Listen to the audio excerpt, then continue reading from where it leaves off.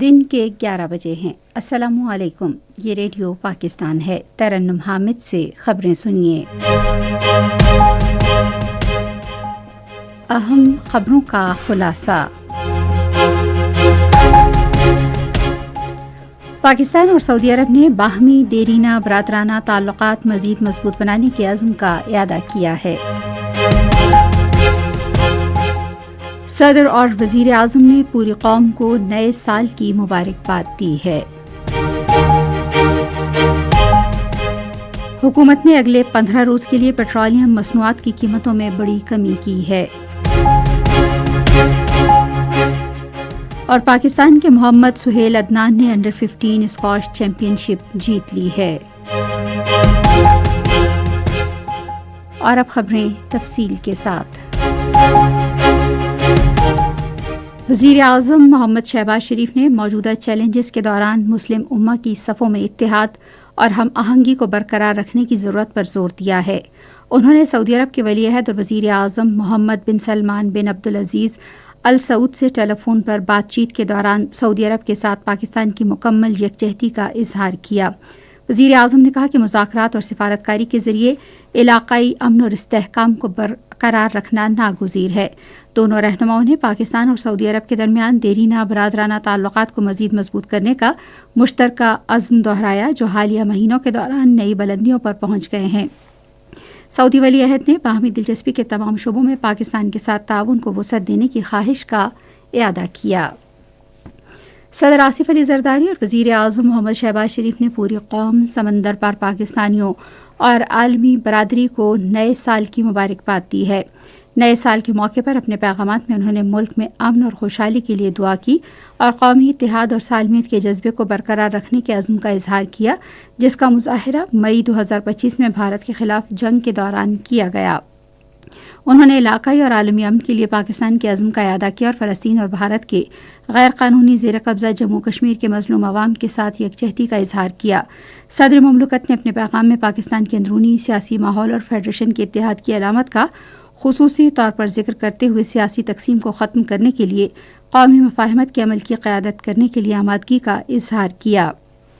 وزیر اعظم نے اقتصادی اصلاحات کے ایجنڈے کو جاری رکھنے کے عزم کا اظہار کیا، جس نے ملکی معیشت کو مثبت سمت پر گامزن کیا ہے۔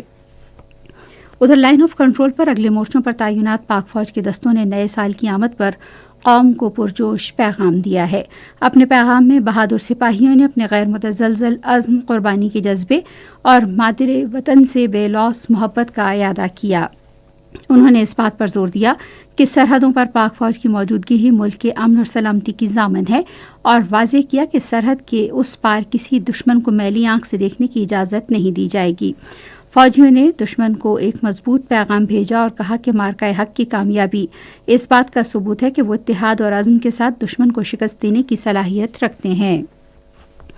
امریکہ میں پاکستان کے سفیر رضوان سعید شیخ نے پاکستان امریکہ تعلقات کو مستحکم کرنے کے لیے مشترکہ نظریات کو ٹھوس اقدامات پر منتقل کرنے کی اہمیت پر زور دیا ہے۔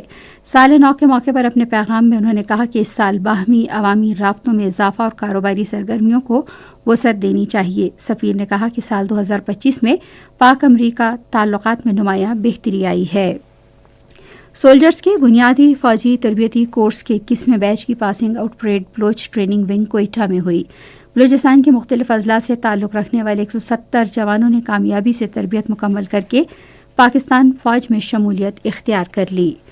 حکومت نے آئندہ 15 روز کے لیے پیٹرولیم مصنوعات کی قیمتوں میں خاطر خواہ کمی کی ہے۔ پیٹرولیم ڈویژن کی جانب سے جاری پریس ریلیز کے مطابق ہائی اسپیڈ ڈیزل کی قیمت میں 8.57 روپے فی لیٹر کمی کی گئی ہے، جس کے بعد اس کی نئی قیمت 257.08 روپے فی لیٹر ہو گئی ہے۔ اسی طرح پیٹرول کی قیمت میں 10.28 روپے فی لیٹر کمی کے بعد اس کی نئی قیمت 253.17 روپے فی لیٹر مقرر کی گئی ہے۔ نئی قیمتیں آج سے نافذ العمل ہیں۔ افغانستان میں طالبان کے اقتدار میں آنے کے بعد افغان سفارت خانوں کی مسلسل بندش میں اضافہ ہوا ہے۔ برطانیہ، ترکی اور ناروے کے بعد اب جاپان نے بھی افغان سفارت خانہ بند کرنے کا اعلان کر دیا ہے۔ افغان جریدے کابل ٹائمز نے بھی جاپان میں افغان سفارت خانے کی بندش کی تصدیق کی ہے۔ کابل ٹائمز نے خبردار کیا ہے کہ بیرون ملک مقیم افغان شہریوں کے لیے سفارتی مشنز کی بندش سنگین نتائج کا باعث بن سکتی ہے، کیونکہ اس سے ان کے قانونی اور انتظامی مسائل میں اضافہ ہوگا۔ اور پاکستان نے انڈر 15 اسکواش چیمپئن شپ جیت لی ہے۔ محمد سہیل عدنان نے چین کے یانشی کو اسٹریٹ سیٹ میں شکست دے دی۔ اسی کے ساتھ خبریں ختم ہوئی۔ مزید خبروں اور تجزیوں کے لیے آئیے ہماری ویب سائٹ پر radio.gov.pk اور فیس بک کے link radio Pakistan news official پر براہ راست ویڈیو سٹریمنگ بھی ملاحظہ کیجیے۔